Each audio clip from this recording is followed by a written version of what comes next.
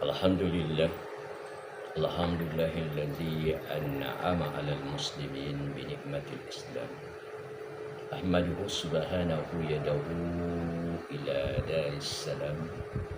Asyhadu an la ilaha illallah wahdahu la syarika lah wa asyhadu anna Muhammadan abduhu wa rasuluh.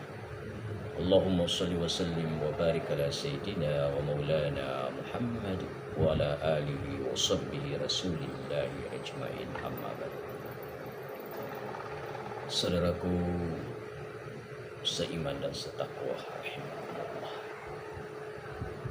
Pertama dan paling utama sekali, marilah kita selalu mengaturkan puji dan syukur kita kepada Azza wa Jalla, di mana pada pagi yang mulia ini, hari Rabu 30 Oktober 2024 Masehi, Allah Subhanahu wa taala masih memberikan kita kesehatan dan kesempatan untuk selalu melaksanakan daripada segala aktivitas ibadah kita kepada. Mudah-mudahan segala apapun yang kita kerjakan bernilai amal ibadah dan kita selalu meluruskan niat kita, awal itu kita, sehingga harapan kita tidak lain hanya karena Allah, bukan karena siapapun, bukan karena makhluknya, tetapi semata-mata mengharapkan rahmat Allah, ridho Allah SWT. Salawat dan terjun salam kembali terkirimkan kepada junjungan kita kariban baginda Rasulullah sallallahu alaihi wasallam di qaulina Allahumma shalli ala sayyidina Muhammad wa ala ahli sayyidina Muhammad. Mudah-mudahan di hari kiamat kelak kita mendapatkan syafaatnya. Amin amin ya rabbal alamin. Pada kesempatan yang mulia ini, saya ingin mengisahkan sebuah kisah di zaman Khalifah Abu Bakar Siddiq. Pada suatu hari ada seorang sahabat yang meninggal dunia.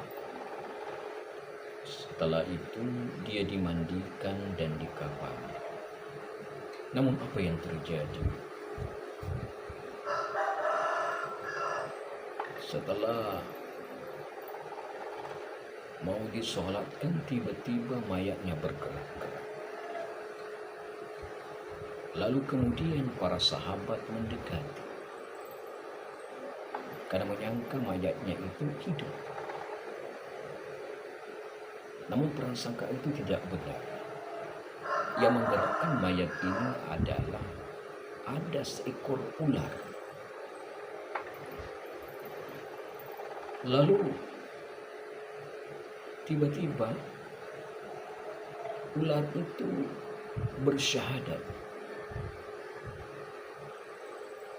karena para sahabat ini ada yang mengambil kayu untuk memukulnya. Lalu ular berkata, apa yang dikatakan ular ini? Jangan engkau membunuh saya. Lalu para sahabat bertanya, mengapa? Dan ada apa? Mayat ini engkau ganggu. Lalu ular itu berkata sesuai dengan perintah Allah Subhanahu wa taala. Yang mengatakan ini perintah Allah. Saya disuruh menyiksa mayat ini. Ada apa dengan mayat itu? Engkau siksa. Lalu ular itu kembali menjawab bahwa si mayat ini yang pertama di dalam hidupnya tidak pernah melaksanakan sholat, maka saya menggigit. Yang kedua, dia tidak mengeluarkan zakatnya. Dan yang ketiga, dia tidak mau mendengarkan daripada nasihat para ulama. Inilah asbabnya. Dan sampai hari kiamat saya akan menyiksanya. Kisah ini singkat, menjadi iktibar buat kita semuanya, agar kita betul-betul bagaimana merenungkan begitu pentingnya daripada ibadah sholat. Sholatlah kita sebelum kita disolatkan orang. Karena sholat ini merupakan daripada tiangnya agama. Kalau sholat kita baik, mas semua agama semua amal menjadi baik. Agama kita adalah agama keselamatan, menjadi contoh daripada agama-agama lain. Karena yang membedakan agama lain dengan kita hanya sholat. Sholat tidaklah dibanding pekerjaan kita di dunia ini. Maka ketika azan dikumandangkan, maka segeralah kita tinggalkan sejenak saja. Pada hari Sumpah Pemuda kemarin, Menteri Agama kita, Andre Gorutta, Profesor Dr. Sugeng Umar, menyampaikan kepada kita, asal tiba waktu azan dikumandangkan, tinggalkan sebentar pekerjaan kita sejenak untuk bagaimana kita bersama-sama melaksanakan ibadah secara berjamaah tepat di awal waktu, agar di mana tempat pekerjaan kita berkah, di mana usaha kita berkah, apa yang kita hasilkan berkah, karena kita mendahulukan daripada ibadah kita. Kalau kita lebih mendahulukan Allah, maka Allah akan dahulukan rezeki kita. Rezeki berapapun banyaknya yang kita terima, pangkat yang kita punya, jabatan yang kita miliki, semuanya tidak akan berkah kalau kita tidak melaksanakan ibadah sholat. Saudaraku, kaum muslimin wal muslimat rahimakumullah, begitu pentingnya sholat sehingga Rasulullah SAW sendiri menerima mandatnya dari sholat melalui namanya Isra wal Mi'raj.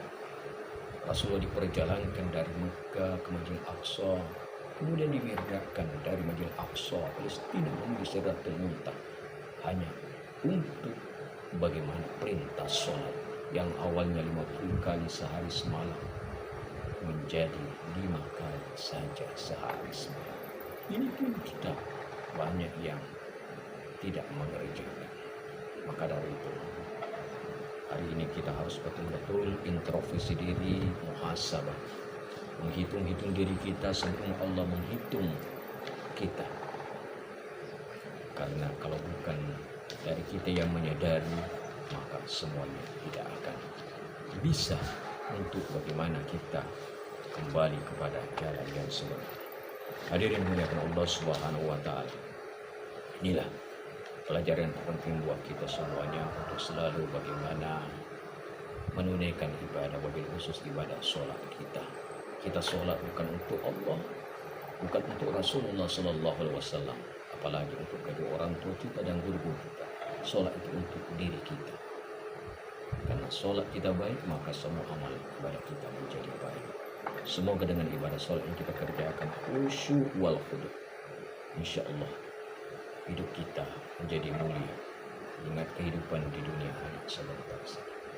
Astaghfirullah Rabbal baraya, astaghfirullah minal khataya, Rabbi zidna ilman nafi'a wa wafiqna amalan makbula wa wahabna rizqa wasi'a wa tub alaina taubatan nasuha.